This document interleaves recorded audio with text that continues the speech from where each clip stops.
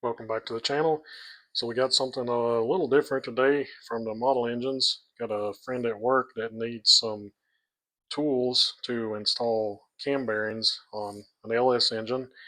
So he purchased a piece of 1045 cold rolled, 12 inches long. This is 2.5 inches in diameter. And we're going to make two different tools here today. You can see the drawings that we've got here. So this tool, it's got turned and then a couple of recesses here for some O-rings and then another hole drilled through it for a pin, and then it's bored out in the middle. And then this tool here is a little simpler. It's turned on the OD here, and then it's going to get threaded in the middle, and then it's got a boss here on the end. But we'll get this set up in the lathe and get started on it.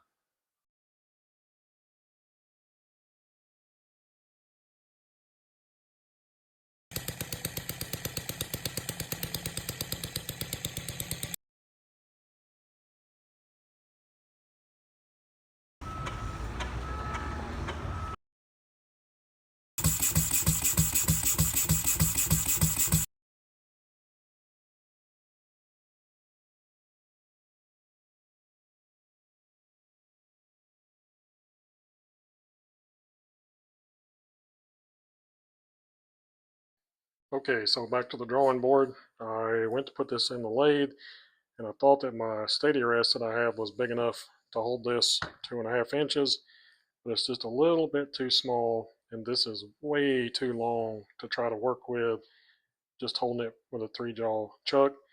So the first thing that we're going to do is actually start in the bandsaw. We're going to go ahead and cut off some pieces, some smaller pieces that we can work with to make these out of. We'll leave them a little bit longer than our finished dimension so that we can face them off once we get them in there. But we'll get this set up in the bandsaw. I've got the blade switched out for a coarser blade, so we'll get this measured off and get some pieces cut off that we can work with.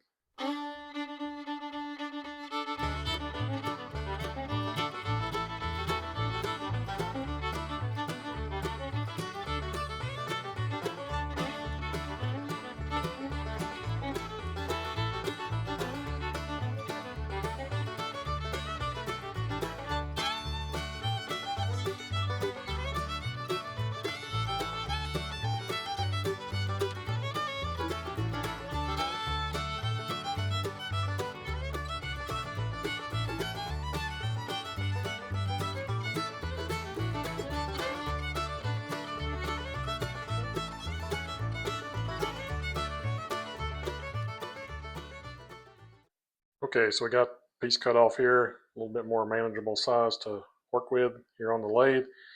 So the first thing I'm going to do is face off this front edge here.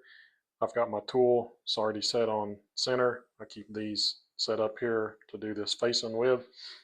So the first thing we need to do is figure out what speed, what RPM that we want to turn it with, and then I'll put a chart up here that I use, and just as a rough starting point. So for mild steel, I do 4 times cutting speed and use 100 surface feet per minute for mild steel, so that's 400, and then divide by our 2.5 diameter gives us a speed of 160. That's more for high speed steel tool bits, so since we're running carbide here, we can run it a little bit faster. So I've got 160 as the lowest speed on this, but we're going to run it at 250 and just see how it's going to cut.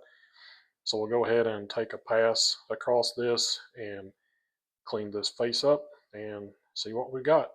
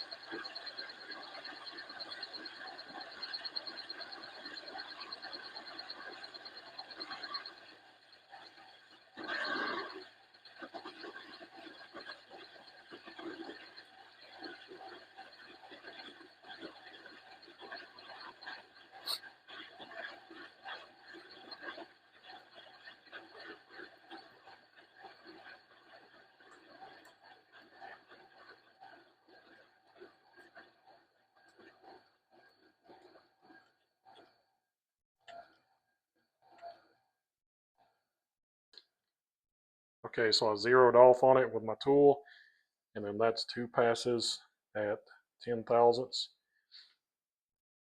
depth of cut, which depending on what kind of lathe you've got, you might take a heavier cut, but that was enough to clean up the bandsaw marks. Surface finish is still a little bit rough, so I might try slowing that down and trying that 160 speed, see if we get that a little bit smoother. So we'll face this side again one more time. We got plenty of stock left here to work with, and then we'll flip it over and face the other side and see what we got.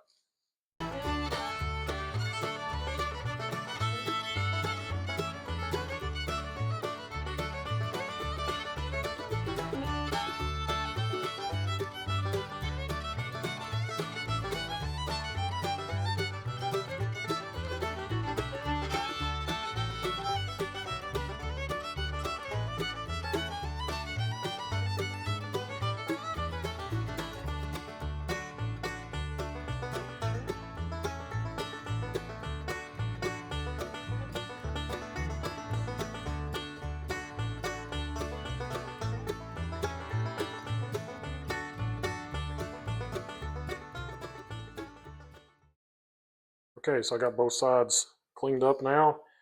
The bandsaw cuts were actually pretty straight, so I didn't have to take off a whole lot on that. We're going to end up just a little bit big overall dimension, but that's fine. The backside here is not a critical dimension.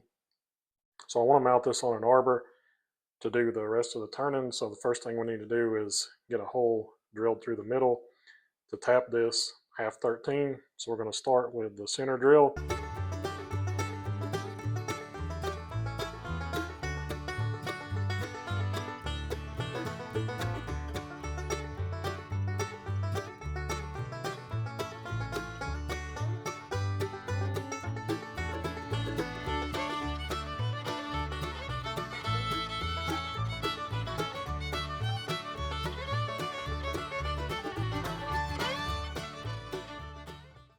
Okay, so we got that drilled and tapped now, and then I've got it mounted on an arbor. It's just a 1/2-inch bolt here, and then that's in the 3-jaw chuck, not on the threads, and then the threaded section is sticking out, and then I thread this onto here, but then I've got a nut behind it to tighten that nut up just to take the slack out of it.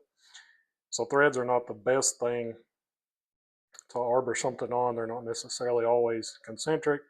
So we are going to take just another light facing cut on this just to make sure that we're square. And then the first thing we're going to do is turn this down to the largest dimension that we have on our drawing, which is 2.305.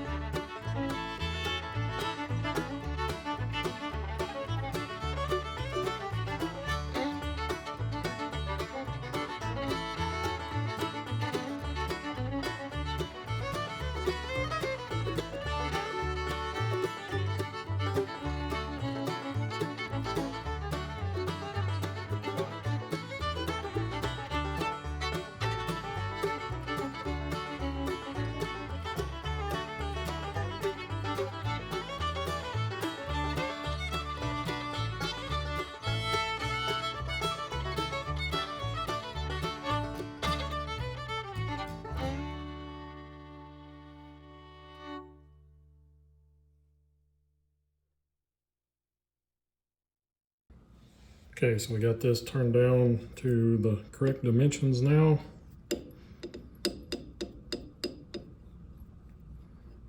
Double check it with the mic here.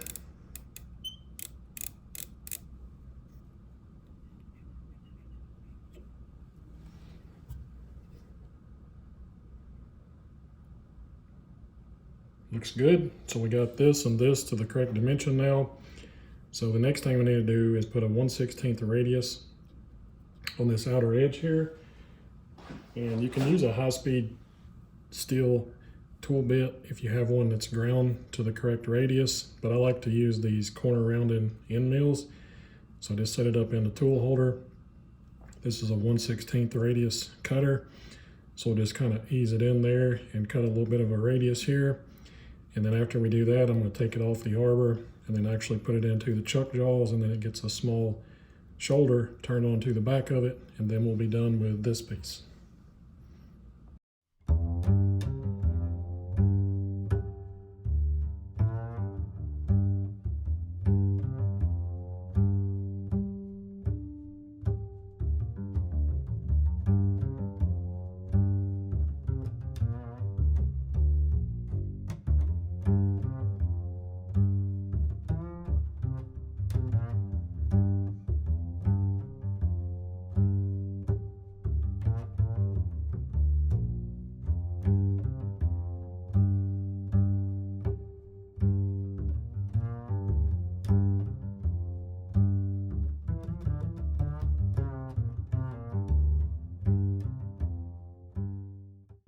Okay, so that finishes up the first tool.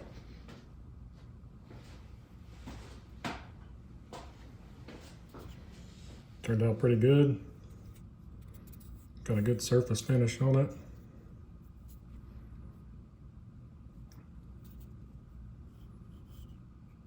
So we're going to start on the second one now.